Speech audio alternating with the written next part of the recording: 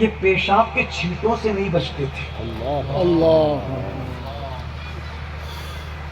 پیشاب کے چھینٹوں سے نہیں، لاشعوری طور، لاشعوری کا میں بیچ میں اضافہ کر رہا ہوں تشریحات کو سامنے رکھ کر، لاشعوری طور پر، یعنی جب یہ بکریاں چراتے تھے تو ان کی بکریاں جب پیشاب کرتی تھی یا پھر جب خود استنجا فرماتے تھے تو لاشعوری طور پر پیشاب کے چھینٹوں سے نہیں بچ پاتے تھے، تو قبر نے اتنا دبایا کہ یہ بال کی طرح باریک ہوئے، ہڈیاں ایک دوسرے میں ملی۔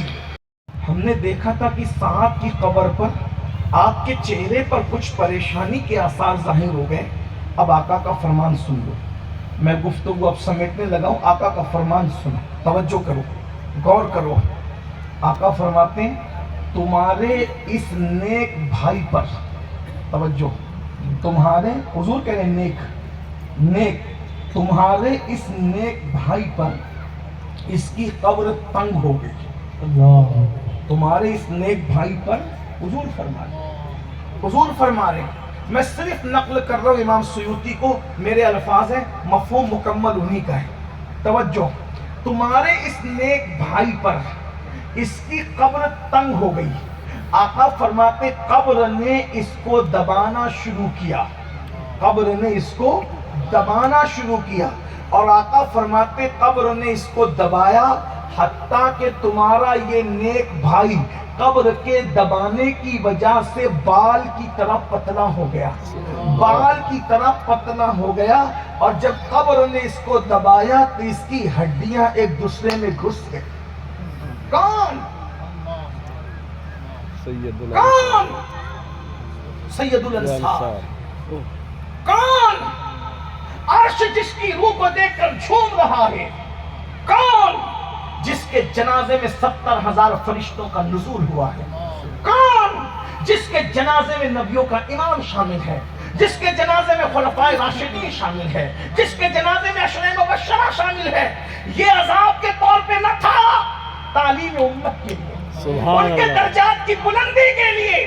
فرمایا اگر کوئی قبر کے دبانے سے محفوظ رہتا، میرے بھائیوں رحم کر لو اپنے آپ پہ، بہت پاپ کر چکے ہیں، بہت جرائم کر چکے ہیں، اپنے آپ پہ رحم کر لو، اس حدیث کے تناظر میں سوچو، غور کر لو۔ فرمایا اگر قبر کے دبانے سے کوئی بچ سکتا تھا تو یہی نیک بندہ تھا جو بچ سکتا تھا، لیکن قبر نے اس کو بھی دبایا، اور کتنا دبایا؟ فرمایا یہ بال کی طرح باریک ہو گیا، جتنا دبایا اتنا، اور ہڈیاں ایک دوسرے میں اللہ اکبر مل گئی۔ صحابہ کرام نے پھر آقا فرماتے ہیں پھر میں نے جب تکبیر پڑھی، تسبیح پڑھی، آگے تفصیل ہے، اللہ نے اس کی قبر کو کشادہ کر دیا، ان کی تو بگڑی بن گئی، ان کا تو کام بن گیا، اور یہ عذاب کے طور پہ نہ تھا، درجات کی بلندی کے لیے تھا، اور بتایا اس لیے کہ تعلیم امت کے لیے تھا۔ صحابہ نے پوچھا آقا، اب غور کی، اتنا نیک بندہ جسے حضور نے کہا، اتنا اعلیٰ بندہ حضور سید الانصار کہیں، اللہ کا اتنا مقبول بندہ کہ 70,000 فرشتے اس کے جنازے میں شرکت کریں، پھر اس کو قبر نے کیوں دبایا؟ قبر کے دبانے کی وجہ کہ قبر نے اتنا کیوں دبایا؟ آقا فرماتے ہیں، میں مفہوم کے طور پہ پڑھنا، وہ الفاظ نہیں پڑھ رہا ہوں، مفہوم کے طور پہ پڑھ رہا ہوں کہ لاشعوری طور پر یہ پیشاب کے چھینٹوں سے نہیں بچتے تھے۔ اللہ، پیشاب کے چھینٹوں سے نہیں، لاشعوری طور، لاشعوری کا میں بیچ میں اضافہ کر رہا ہوں تشریحات کو سامنے رکھ کر، لاشعوری طور پر، یعنی جب یہ بکریاں چراتے تھے تو ان کی بکریاں جب پیشاب کرتی تھی یا پھر جب خود استنجا فرماتے تھے تو لاشعوری طور پر پیشاب کے چھینٹوں سے نہیں بچ پاتے تھے، تو قبر نے اتنا دبایا کہ یہ بال کی طرح باریک ہوئے، ہڈیاں ایک دوسرے میں ملی، اور قبر نے دبایا، اور فرمایا جب قبر دبا رہی تھی تو انسان اور جنات کے علاوہ اس آواز کو سب سن رہے تھے۔ اب آپ مجھے بتائیں اتنے نیک آدمی کو جس کا جنتی ہونا جنت کی طرح یقینی ہے، نبی پاک کا صحابی سید الانصار، جب وہ پیشاب کے چھینٹوں سے لاشعوری طور پہ نہ بچ سکیں تو قبر یوں دباتی ہے، اس کے باوجود کہ حضور قبر پر کھڑے ہوئے ہیں، اللہ کے رسول کی موجودگی ہے، حضور کی موجودگی میں قبر صرف اس لیے دبا رہی ہے کہ لاشعوری طور پر پیشاب کے چھینٹوں سے نہیں بچتے تھے، حالانکہ یہ درجات کی بلندی کے لیے تھا، گناہ کی وجہ سے نہ تھا، جرائم کی وجہ سے نہ تھا، اللہ اکبر عذاب کی وجہ سے نہ تھا۔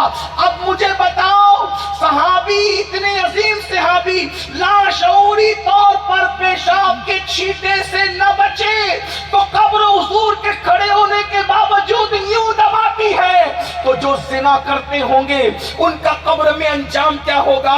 جو شراب سے نہیں بچتے ہوں گے قبر میں ان کا انجام کیا ہوگا؟ جن کو کلمہ بھی صحیح پڑھتے نہیں آتا ان کا انجام کیا ہوگا؟ جس کے گھر میں شادی کے موقع پہ ڈی جے بجتا ہوگا ان کا انجام کیا ہوگا؟ جو بیٹا اور بیٹیوں کی شادیوں میں ناچ گانوں کی محفلیں رکھتے ہوں گے قبر میں ان کا انجام کیا ہوگا؟ جو عورتوں پر پاپ کی نظریں ڈالتے ہوں گے ان کا انجام کیا ہوگا؟ جو سود کے دھندے کرتے ہوں گے ان کا انجام کیا ہوگا؟ جو حرام لقمے کھاتے ہوں گے ان کا انجام کیا ہوگا؟ یہ قبر ہے، قبر، یہ قبر ہے۔ کسی نے عرض کی یا رسول اللہ صلی اللہ علیہ وآلہ وسلم، کیا قبر کسی کو دبانے سے بھی رکی ہے؟ کوئی ایسی ذات ہے جس کو قبر نے نہیں دبایا؟ بہت بڑی بڑی باتیں کرتے، ذرا سنیے دھیان سے۔ میرے آقا فرماتے ہیں ایک ہی خاتون ہے، ایک ہی عورت ہے جس کو قبر نے نہیں دبایا، اور وہ میری ماں، آقا فرماتے وہ میری ماں فاطمہ بنت اسد ہے۔ سبحان اللہ۔ یہ مولا علی کی سگی امی ہے، حضور ان کو چچی نہیں کہتے تھے، کہتے تھے وہ میری ماں ہے۔ میری ماں کے بعد اس نے مجھے ماں کا پیار دیا۔ فرماتے ہیں میری ماں فاطمہ بنت اسد کو قبر نے نہیں دبایا، باقی سب کو قبر نے دبایا۔ تو کسی نے سوال کرنے والے نے سوال کیا آقا کیا آپ کے بیٹے حضرت قاسم کو بھی قبر نے دبایا؟ سوال کرنے والے نے سوال کر دیا آقا کہ آپ کے بیٹے قاسم کو بھی قبر نے دبایا؟ میرے آقا فرماتے ہیں قاسم تو بڑے ہو گئے تھے، اس سے چھوٹی عمر میں میرا بیٹا ابراہیم کا دنیا سے وصال ہوا، قبر نے میرے ابراہیم کو بھی دبایا، قبر نے میرے ابراہیم کو بھی دبایا۔ غور کیجیے، نبی کا سگا بیٹا، رسول اللہ کا سگا بیٹا، نسب کے اعتبار سے اس سے بڑا نسب کس کا ہو سکتا؟ آقا فرماتے دودھ پیتا بچہ تھا میرا لاڈلا، قبر نے اس کو بھی دبایا۔ لیکن ہاں ضرور ہے قبر سب کو دباتی ہے، مگر کچھ لوگ ایسے ہیں خوش نصیب جن کو ایسے دباتی ہے جیسے برسوں سے بچھڑا ہوا بیٹا جب ماں کو ملتا ہے تو ماں کیسے دباتی ہے ویسے، اور کچھ کو ایسے دباتی ہے کہ ہڈیاں اور پسلیاں ٹوٹ ٹوٹ جاتی۔ ہمارا حال کیا ہوگا؟